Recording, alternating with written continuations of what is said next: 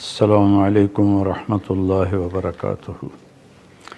بسم اللہ الرحمن الرحیم والصلاة والسلام علی رسولہ الکریم وعلی آلہ وصحبہ اجمعین۔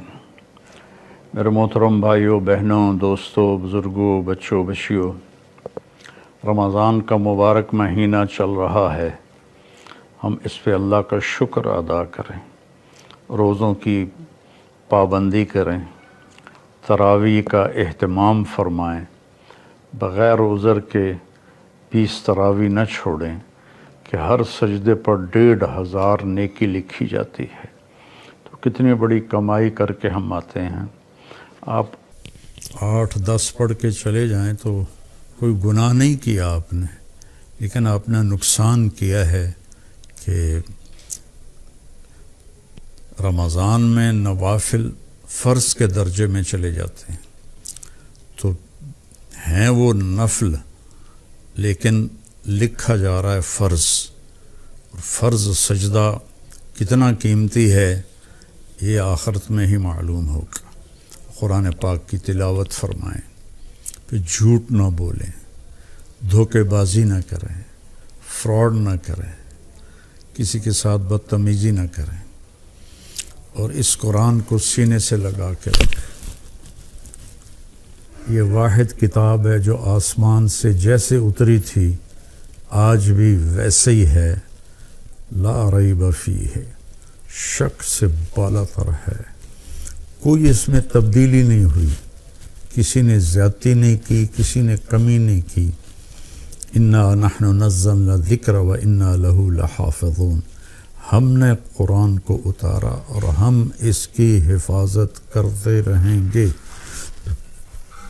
کچھ نادان قسم کے لوگ ہیں جو کہتے ہیں یہ قرآن وہ نہیں ہے، یہ قرآن بدل گیا ہے، تو میں ان سے گزارش کروں گا کہ اس کے بارے میں ایمان بنائیں کہ یہ وہی کتاب ہے جو میرے نبی پر اتری اور آج ہمارے ہاتھوں میں ہے، اور قیامت تک رہے گی، جب اللہ اس کو کوئی بدل نہیں سکتا، گھٹا بڑھا نہیں سکتا۔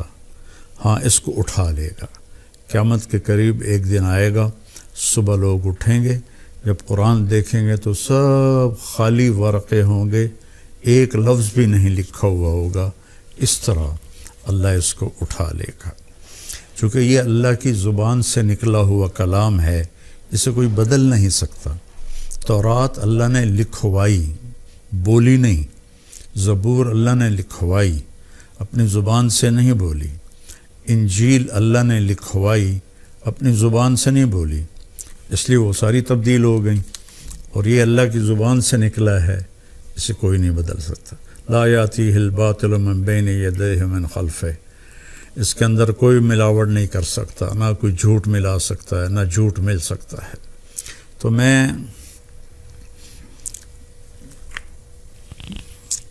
دو لفظ پر آج پہلے بات کروں گا کہ روزے کا بیان چل رہا ہے، تو روزے میں اللہ تعالیٰ ایک جگہ فرماتا ہے ہن لباس لکم وانتم لباس لہن، کہ تمہاری بیویاں تمہارے لباس ہیں، اور عورتوں سے کہتا ہے تمہارے خاوند تمہارے لباس ہیں۔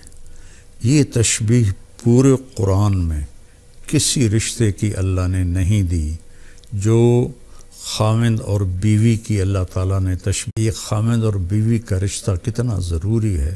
ہمارے ہاں تو ہندی معاشرہ ہے، کسی کی بیوی فوت ہو جائے تو اس کو لڑکی نہیں ملتی، اور کسی کا خاوند فوت ہو جائے تو اسے خاوند نہیں ملتا، کوئی بیوہ ہو جائے، مطلقہ ہو جائے، اس کا کوئی رشتہ نہیں پوچھتا، ایک آدھ بچہ ہو تو وہ بیچاری اسی کے ساتھ ہی گزار دیتی ہے، اس کا کوئی رشتہ مانگنے بھی نہیں آتا۔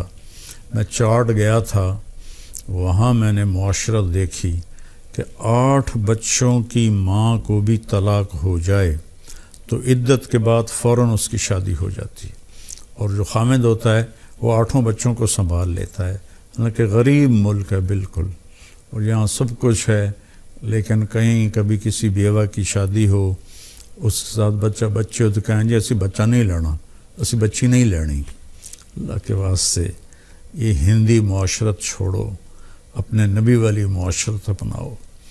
پہلی شادی میرے نبی نے بیوہ عورت سے کی ہے، اور سب مطلقہ ہیں یا بیوہ ہیں، ایک کنواری حضرت عائشہ بس۔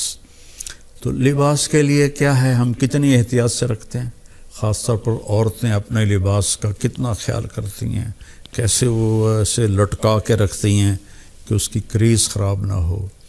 مرد اپنے لباس کا کیسے خیال کرتے ہیں کہ اس کو لٹکا کے رکھتے ہیں، کریز خراب نہ ہو، پھر جب پہن لیتے ہیں ایسے ویسے دیکھتے ہیں میں کیسا لگ رہا ہوں۔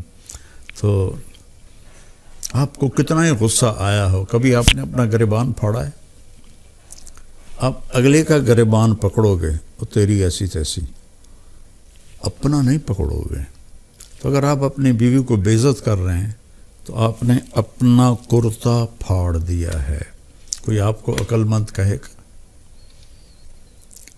آپ اتنی حفاظت کرتے ہیں کہ کھانا کھانے سے پہلے اوپر رومال بچھاتے ہیں، ہوٹلوں میں بھی ملتا ہے، اب گھروں میں بھی ہوتا ہے، کہ تاکہ کھانے کے کوئی ذرات یا سالن کا کوئی قطرہ وہ کرتے پر پڑ نہ جائے۔ اتنی احتیاط کرتے ہیں۔ اتنی سی احتیاط آپ کر لیں اپنی بیوی کی اور بیوی اپنے خاوند کی، کہ ایک دوسرے کو برداشت کر لیں۔ جو اللہ کی قسم کھا کے کہتا ہوں، ضد چھوڑنے میں اور جھک جانے میں ساری کامیابیاں اور عزتیں چھپی ہوئی ہیں۔ میرے ساتھ اللہ نے شہرت کا عجب معاملہ کیا تو مجھے بہت مسائل کا سامنا کرنا پڑا، تو اللہ تعالیٰ نے مجھے ان دو چیزوں کی توفیق عطا فرمائی۔ میں ضد کے آگے ہار مان جاتا تھا، پیچھے ہٹ جاتا تھا، اگلے کی پوری کر دیتا تھا، اور جتنا بھی مجھے اوپر کچھ ہوا میں سر نیچے جھکا کے رکھا۔ میں نے کبھی جواب نہیں دیا، کبھی ترکی بترکی جواب نہیں دیا، کبھی ضد کو ضد سے نہیں توڑا، اپنی ضد کو توڑ دیا اور اپنے آپ کو نیچے جھکا لیا۔ تو میرے مالک نے میرے اوپر کتنا کرم کیا، میں کیسے بیان کروں کہ میرے قیامت تک زندگی لے کر رہوں اور سجدے میں پڑا رہوں تو میں اللہ کی اس نعمت کا شکر ادا نہیں کر سکتا۔ آج میں آپ سے مخاطب ہوں اور اللہ میری بات کو پوری دنیا میں پھیلا رہا ہے۔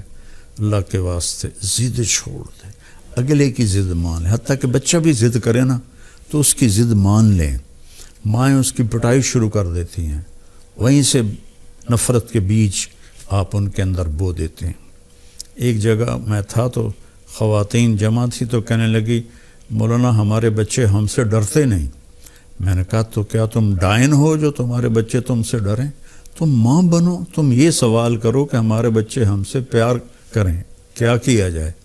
یہ بھی کوئی سوال ہے کہ ہمارے بچے ہم سے ڈرتے نہیں؟ ڈرانا نہیں ہے، قریب کرنا ہے۔ تو جھک جاؤ، آپ کا گھر آباد ہو جائے گا۔ اللہ کی قسم کھا کے کہتا ہوں آپ کے گھر میں خوشیاں رہیں گی۔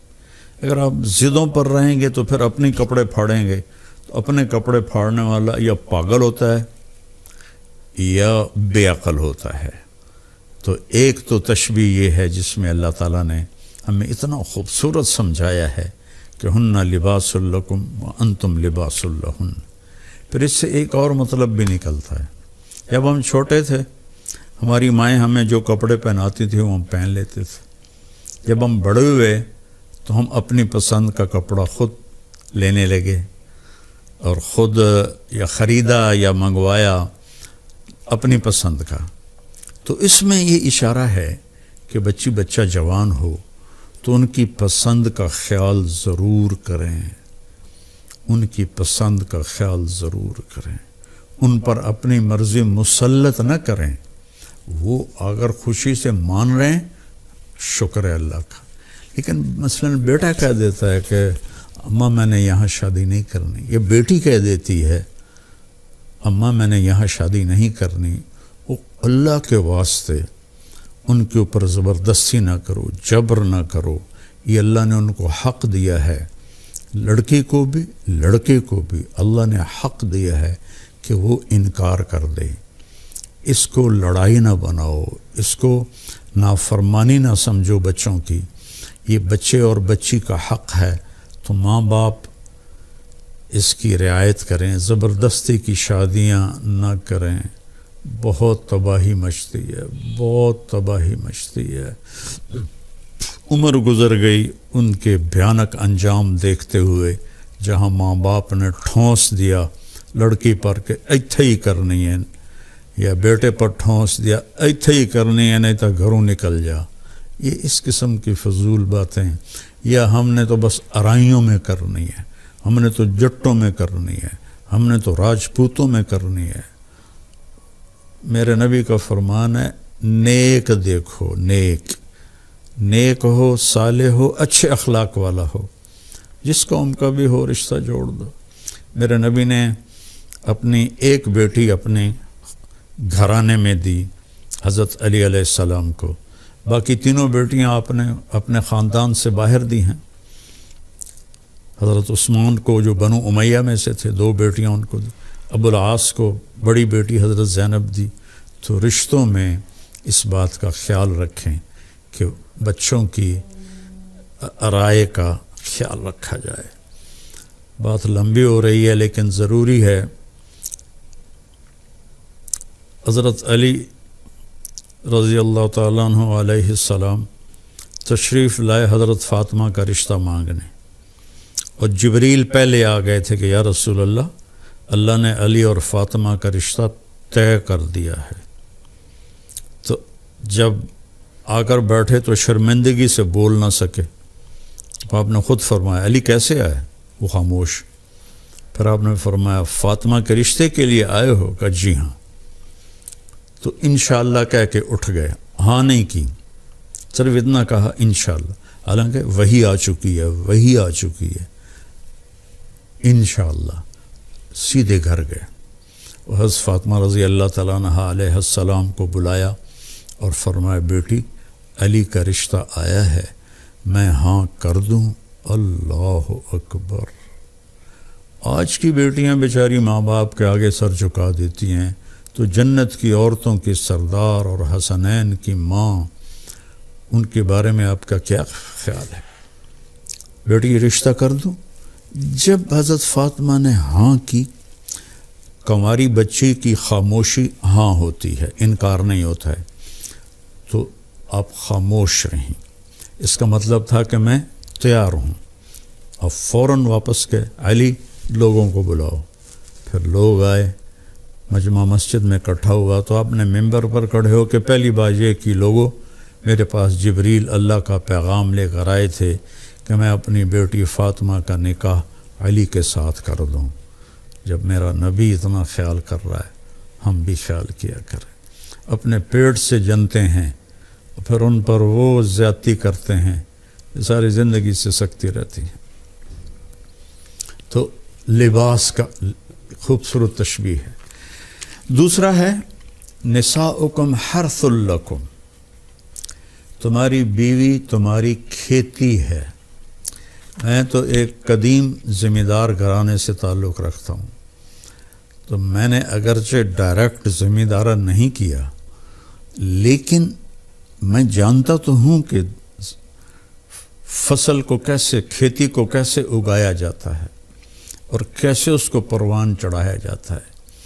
کبھی آپ نے دیکھا کسی پاگل کو کہ وہ آم کے پیڑ کو ڈنڈے مار رہا ہو کہ تو ایسواری آم کیوں نہیں دیتے، یا کپاس مکئی کو آگ لگا رہا ہو کہ ادھر تے چھلی نہیں لگی، ادھر تے ڈوڈا نہیں لگا۔ کس قدر زمیندار محنت سے فصل کو اگاتا ہے، اور پھر اس میں میاں بیوی میں کھٹبٹ تو ہوتی ہے، یہ جنت میں جا کے ہوگا ٹھیک، یہاں رہے گی، یہاں کھٹبٹ رہے گی، اس لیے جھکنا ہے، ایسا نہیں کرنا، ایسے کرنا ہے۔ تو اس میں گندی بوٹیاں پیدا ہو جاتی ہیں، تو ان گندی بوٹیوں کو نکالنے کے لیے ٹریکٹر کے الگ پتلے ٹائر ہم لگاتے ہیں، تاکہ جو کھیتی ہے اس پر ٹائر چڑھ نہ جائے، تو پتلے سے ٹائر ہوتے ہیں، اور پیچھے پتلے باریک حل ہوتے ہیں جو صرف جڑی بوٹیوں کو آرام سے نکال کے باہر پھینک دیتے ہیں، اور جو دو پودوں کے بیچ میں ہوتی ہیں وہ ہم مزدور لے کر وہ کھرپی سے اس کو نکلوا دیتے ہیں۔ تو یہاں بھی کیا خوبصورت تشبیہ ہے، کھیتی کو پیار سے اگایا جاتا ہے، پرورش کی جاتی ہے۔ یہ سردیاں آئیں تو آم کے درختوں کو جو چھوٹے تھے سب نے ڈھانپ دیا کہ سردی کی وجہ سے یہ جل نہ جائیں، پانی وقت پہ دو، کھاد دو، خشک شاخیں کاٹو، سپرے کرو۔ ابھی ہمارے گھر میں ہمارے باپ کے ہاتھ کا لگا ہوا آم کھڑا ہوا ہے 1964 کا، تو وہ جا کے ستمبر اکتوبر میں پھلتا ہے، تو وہ اس کی شاخیں بہت ہو گئی تھیں خراب، تو ہم نے مالی کو بلا کر وہ ساری کٹوائیں کہ تاکہ نئی شاخیں پیدا ہوں اور دوبارہ یہ پودا پھل دے۔ تو جس طرح کھیتی کو آپ کے گھروں میں پھلواڑی ہوگی، پھول ہوگا یا کوئی پودا ہوگا گملے میں ہوگا، آپ کتنا خیال کرتے ہیں؟ تو ایسا اتنا خیال آپ اپنی بیوی کا کر لیں۔ یہاں تو صرف مرد کو ہی اللہ حکم دے رہا ہے، یہاں عورت کو نہیں دے رہا، مرد کو کہہ رہا ہے اس کو کھیتی کی طرح پالو کہ اسی نے تو پھل دینا ہے، اسی پر تم زیادتیاں کرو۔